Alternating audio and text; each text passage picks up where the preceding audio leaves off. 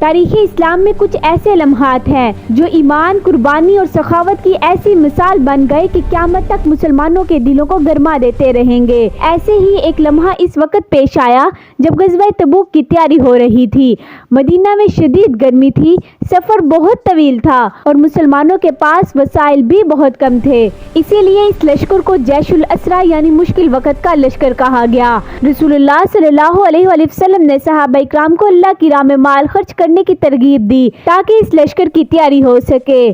صحابہ اپنی استطاعت کے مطابق آگے آئے، کوئی کھجوریں لایا، کوئی چاندی لایا اور کوئی اپنا اونٹ یا گھوڑا لے آیا۔ لیکن اسی موقع پر ایک صحابی کی سخاوت نے تاریخ میں ایک روشن مثال قائم کر دی۔ یہ تھے حضرت عثمان بن عفان رضی اللہ عنہ۔ جب انہوں نے سنا کہ لشکر کو وسائل کی ضرورت ہے تو وہ فوراً آگے بڑھ کر 300 اونٹ مکمل ساز و سامان کے ساتھ پیش کر دیے اور پھر انہوں نے 1000 دینار بھی رسول اللہ صلی اللہ علیہ وآلہ وسلم کی خدمت میں پیش کیے۔ روایات میں آتا ہے کہ رسول اللہ صلی اللہ علیہ وآلہ وسلم اس سونے کو اپنے ہاتھوں میں الٹ پلٹ کر دیکھ رہے تھے اور آپ صلی اللہ علیہ وآلہ وسلم کے چہرے پر خوشی نمایاں تھی۔ پھر آپ صلی اللہ علیہ وآلہ وسلم نے دیکھا آج کے بعد عثمان جو بھی عمل کریں گے انہیں کوئی نقصان نہیں دے گا۔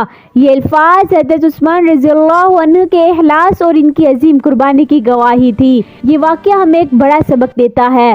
ایمان صرف باتوں کا نام نہیں ہوتا بلکہ اللہ کی راہ میں قربانی دینے کا نام ہے، اور اسی لیے جب بھی اسلام کی تاریخ میں سخاوت کا ذکر ہوتا ہے تو حضرت عثمان بن عفان رضی اللہ عنہ کا نام روشن ستارے کی طرح چمکتا نظر آتا ہے۔